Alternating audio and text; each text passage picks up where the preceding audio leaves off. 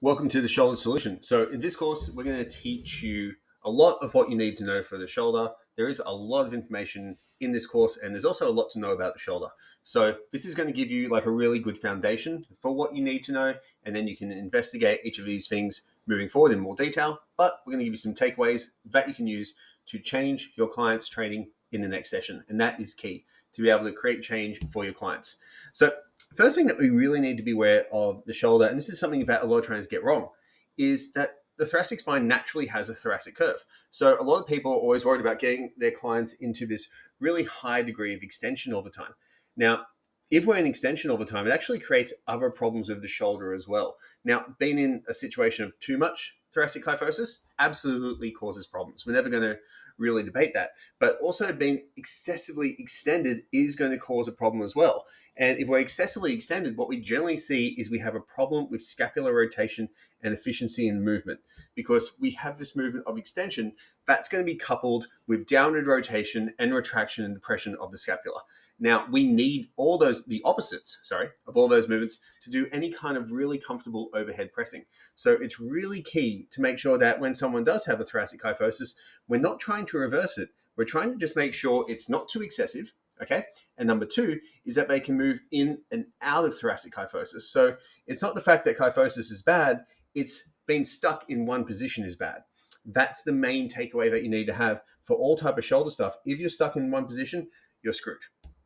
Now, from here, what we want to do when we're looking in this course, and basically any kind of training strategy for optimal shoulder mechanics, is you want to make sure at the beginning of the lift that we've got proper positioning.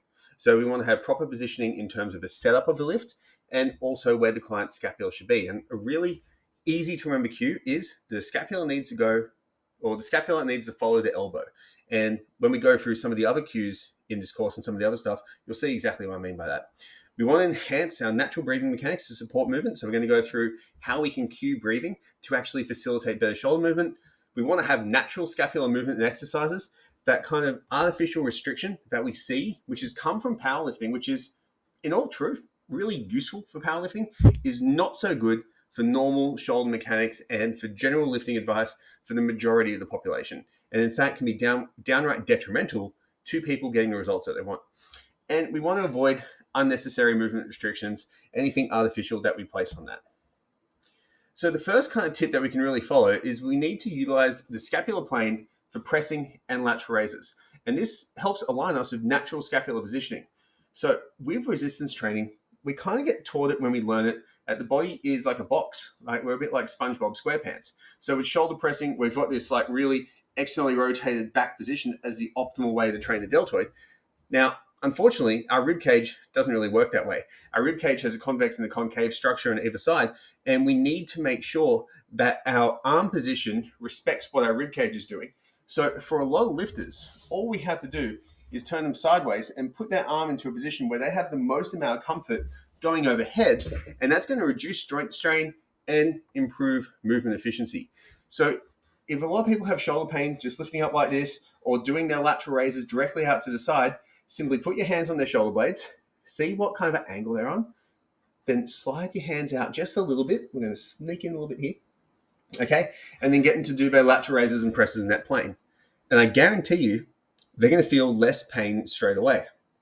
So this is a really nice way to get people back into overhead pressing after not having done it for a very long period of time, to get them back into lateral raises if they haven't done it for a long period of time. It's the best way to train that actually respects the body's natural biomechanics, which is the rib cage is not a box-like structure. Now for here, we can also let breath follow the movement pattern. Now there will be exceptions. So for your 1RM lifting, okay, this is not going to be what you do. We definitely don't want to look at that.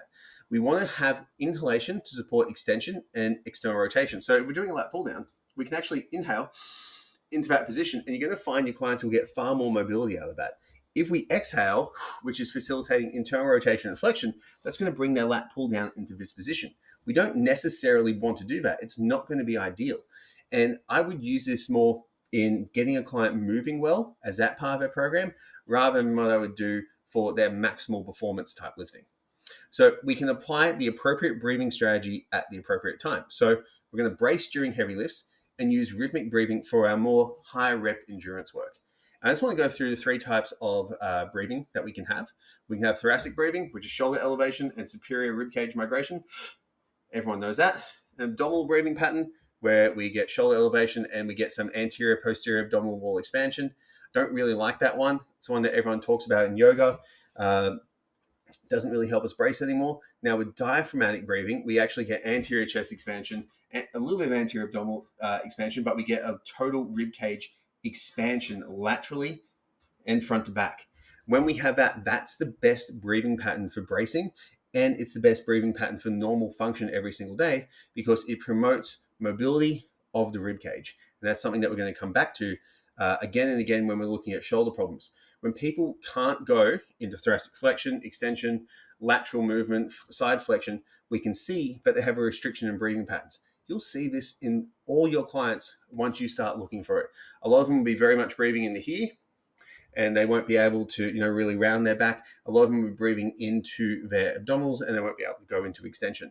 So we need to make sure that we get that right for our clients, and we teach this like 360 breath, which allows us to brace more effectively and also have better movement at the articulations of the rib cage and also the scapula.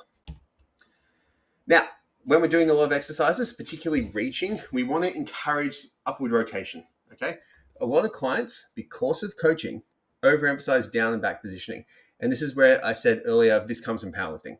Okay, lack of reaching and actually trying to get that full motion reduces our natural scapular rotation.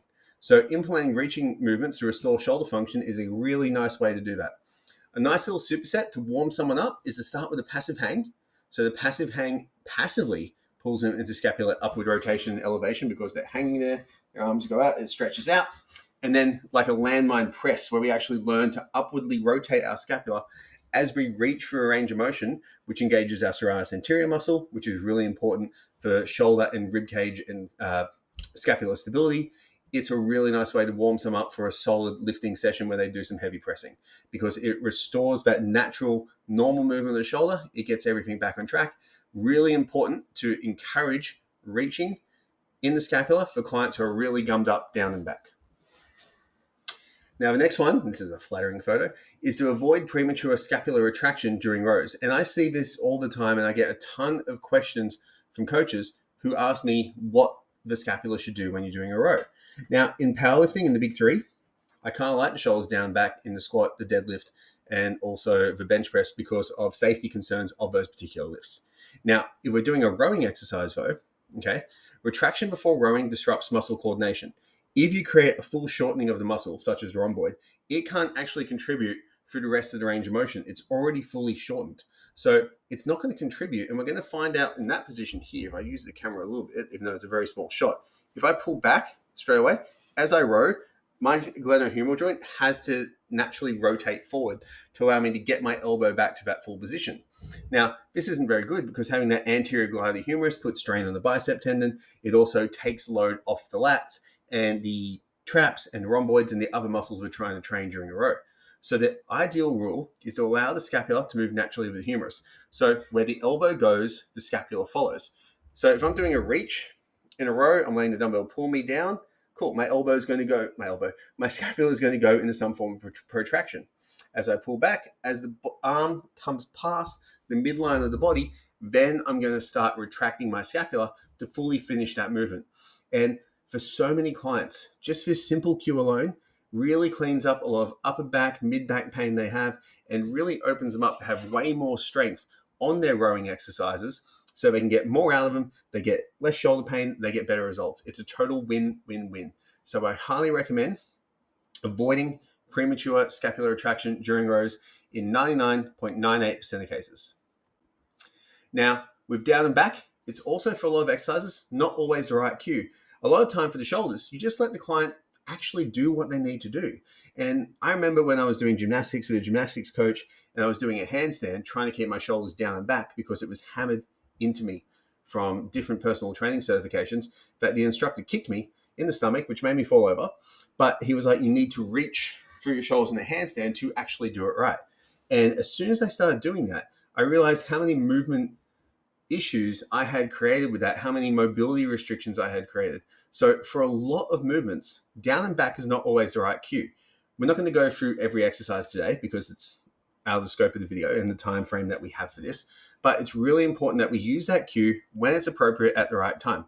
In a barbell bench press, it's important to do that cue because what happens is the bench is a constraint that's in the way of allowing the scapula to move back into a retracted position. So when you go down the bench automatically pushes your shoulder and your scapula forward. If we start with it down and back, it allows us to keep our shoulders in that start position, and the movement is limited by the bar touching our chest anyway. It allows us to keep our glenohumeral joint in a much better spot. So here are our key takeaways for today. We want to use the scapular plane for optimal pressing and lateral raise variations. If we do that, our client's going to feel a ton better straight away.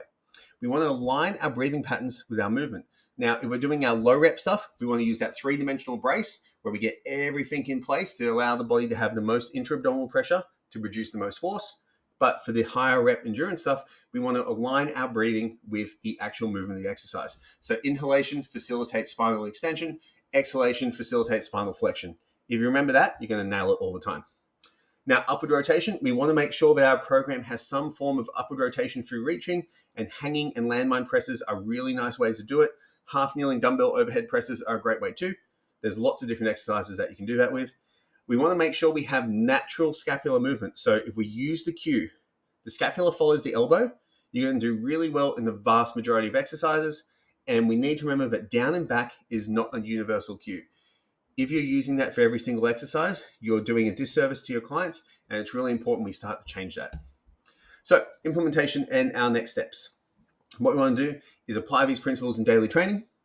We want to reassess our shoulder mechanics on a regular basis to see if our clients have actually got that upward rotation of the scapula, and actually assess them to begin with so you can figure out exactly what they need and adjust the cues based on their movement goals.